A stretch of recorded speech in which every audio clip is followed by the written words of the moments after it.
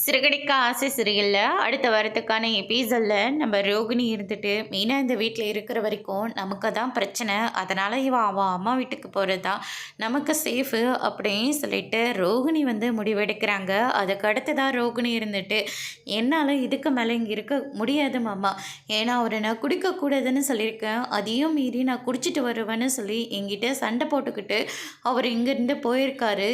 அவர் குடிச்சிட்டு வந்தால் கண்டிப்பாக நான் இந்த வீட்டில் இருக்கவே மாட்டேன் அப்படின்ற மாதிரி சொல்லிடுறாங்க. அப்படி அவன் குடிக்கிற அளவுக்கு என்னவா நடந்தது அப்படின்னு சொல்லிட்டு விசாரிச்சுட்டு இருக்காரு. அதுக்கடுத்து தான் மீனா இருந்துட்டு வித்யாவோட வீட்டுக்காரு குடிச்சிட்டு இருந்திருக்காரு. அதனால் இவர் அட்வைஸ் பண்ண போய் அதில் கொஞ்சமாக இருந்துச்சான், அதை குடிச்சிட்டு வந்தார். ஏன் குடிச்சிங்க அப்படின்னு சொல்லிட்டு சண்டை போட்டால் அவர் நான் இன்னும் குடிப்புன்னு சொல்லி சண்டை போட்டு போயிருக்காரு. என்னாலலாம் அவர் கூட வாழவே முடியாது, என்னை அவரால் திருத்தவும் முடியாது, இனிமேல் நான் இங்கே இருக்க மாட்டேன் அப்படின்னு சொல்லிட்டு அங்கேருந்து கிளம்புறாங்க. அதுக்கடுத்து தான் ரோகிணி இருந்துட்டு மீனாவும் கொஞ்ச நாளாக டல்லாக தான் இருக்காங்க.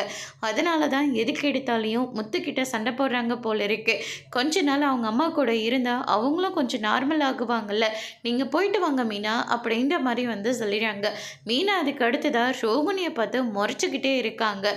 ஸ்ருதி இருந்துட்டு நானும் அப்போ இருந்து பார்த்துக்கிட்டே இருக்கேன், ரோகிணிக்கும் உங்களுக்கும் அப்படி என்னதான் பிரச்சனை, எதுக்காக ரோகிணி நீங்கள் மறைச்சிக்கிட்டே இருக்கீங்க, ஆனால் ரோகிணி என்னடனா உங்களுக்கு சப்போர்ட் மட்டும்தான் பண்ணிகிட்ருக்காங்க, என்ன உங்களுக்கு ரெண்டு பேருக்கும் அப்படின்னு சொல்லிட்டு கேட்க ஆரம்பிக்கிறாங்க. இனிமேலாச்சு ரோகிணியை பற்றின விஷயத்த மீனா சொல்ல போகிறாங்களா இல்லையன்றதை வரப்போகிற எபிசோடில் பார்க்கலாம். தேங்க்யூ.